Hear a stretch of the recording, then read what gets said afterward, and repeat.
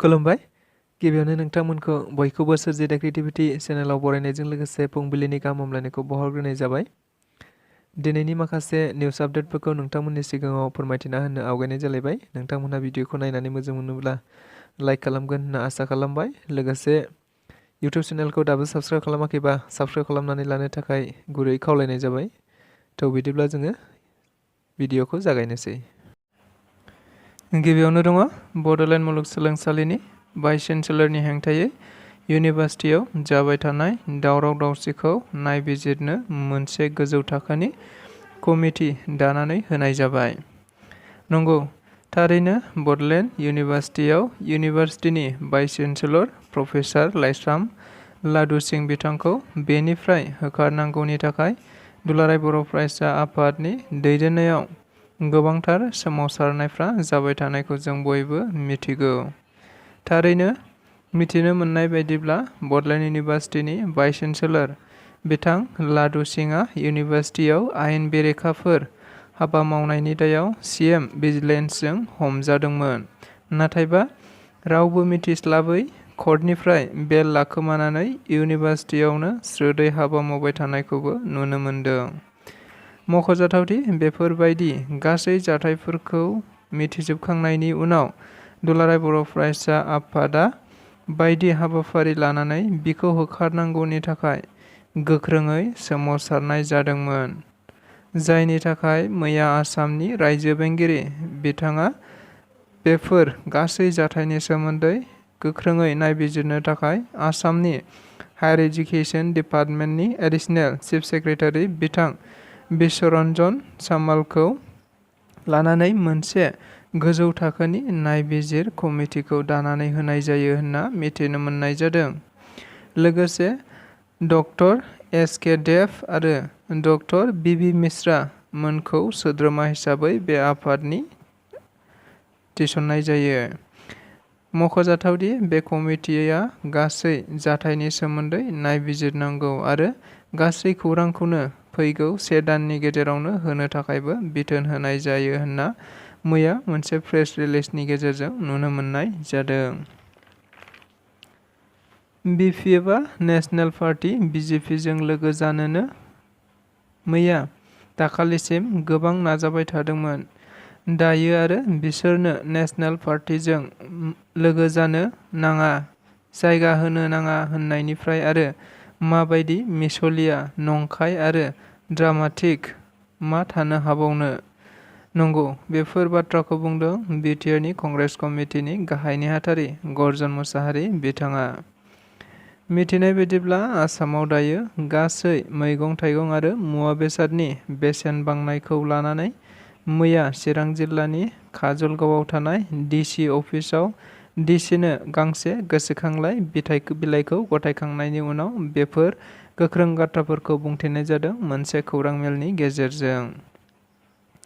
1 दाननि गेजेराव 2 लाख रां जाख्ल'नायखौ होफिनाब्ला आफादनिफ्राय एरख'नाय जागोन। नंगौ, बेफोर गोख्रों बुंथिफोरा लिरनाय दं अल बड' एक्स भलान्टियार्स फर्स अर्गानाइजेशननि मोनसे फोसाव बिलाइयाव। नंगौ, थारैनो बेफोर बाथ्राखौ थांखिनानै बुंनाय जादों अल बर' एक्स भलान्टियार्स फर्सनि मावफुं आफादगिरि बलदेब मुसाहारिखौ। बिथाङा दाखालि बावैसो दुलाराय बर' फरायसा आफादनि मानगोनां आफादगिरिखौ बियाब दाफामनायनि सायाव मेम'रेन्डाम होआखै होनना अजद होदोंमोन आरो बर' रायजो राजाफोरखौबो थगायदों होननानैबो बायदि गाज्रि अजद होनाय जादोंमोन। नाथाय मैया बिथां बलदेब मुसाहारिनि हेंथायै अल बड' एक्स भलान्टियार्स फर्सआ लटारि होनायाव 2 लाख रां जाख्ल'नायनि अजद होनाय जादों। मख'नो गोनांदि जुदि बिथाङा बे 2 लाख रांखौ 1 दाननि गेजेरावनो होनो हायाब्ला आफादनिफ्राय बोखारनाय जागोन होननाबो बिथांमोनहा लाइजामाव लिरनानै होनाय जादों। दुलाराय बर' फरायसा आफादा बड'लेण्ड इउनिभार्सिटिनि जाथायखौ लानानै नायबिजिरनो थाखाय आसामनि रायजो बेंगिरि एबा बड'लेण्ड इउनिभार्सिटिनि चेन्सेलर बिथाङा गोजौ थाखोनि मोनसे कमिटि दानानै होनायखौ बरायदों। थारैनो मिथिनाय बायदिब्ला दाखालि बावैसो बड'लेण्ड इउनिभार्सिटिनि भाइस चेन्सेलरनि हेंथायै दुलाराय बर' फरायसा आफादा बायदि हाबाफारि लानानै भाइस चेन्सेलर प्रफेसार लाइस्राम लादु सिंह बिथांखौ होखारनांगौनि थाखाय गोख्रोङै सोमावसारनाय जादोंमोन। लोगोसे आसामनि गिबि मन्थ्रि आरो रायजो बेंगिरिनिसिमबो गोसोखांथि बिलाइ गथायनाय जादोंमोन।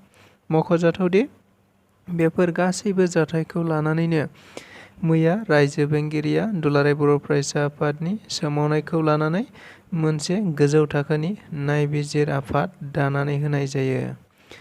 बेखौनो मैया दुलाराय बर' फरायसा आफादनि आफादगिरि बिथां दिपेन बर' बिथाङा बरायनाय जायो आरो बे नायबिजिरनाया गाहामैनो जागोन होननानैबो बिथाङा आसा खालामनाय जायो। क'क्राझाराव आइजो BPF दोलोआ ममबाति लाना सिरिबाङै हानजा सुरदों। जों बयबो मिथिगौ आथिखालाव मणिपुराव जानाय जाथायखौ। थारैनो माखासे जाथावै जाथायफोरा मणिपुराव जागासिनो दङ।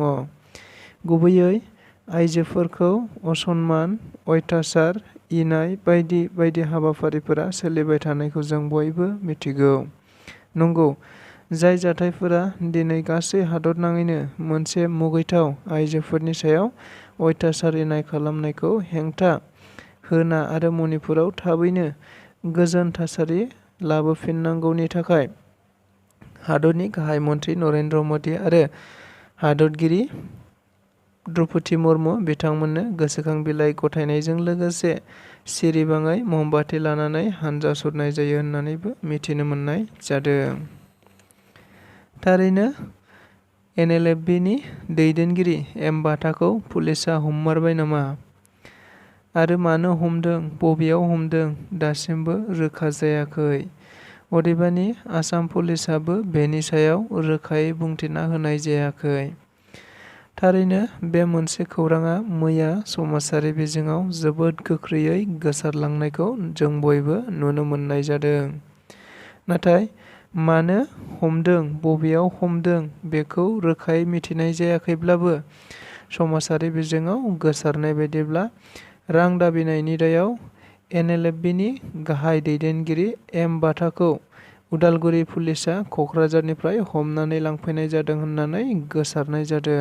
बेजों लोगोसे दिनैनि रादाबा बेखिनियानो। नोंथांमोनहा नायनानै मोजां मोनदोंब्ला लाइक खालामगोन, शेयार खालामगोन आरो इउटुब चेनेलाव गोदान फैदोंब्ला साबस्क्राइब खालामनानै लागोन होनना आसा खालामबाय। गोजोन्थों।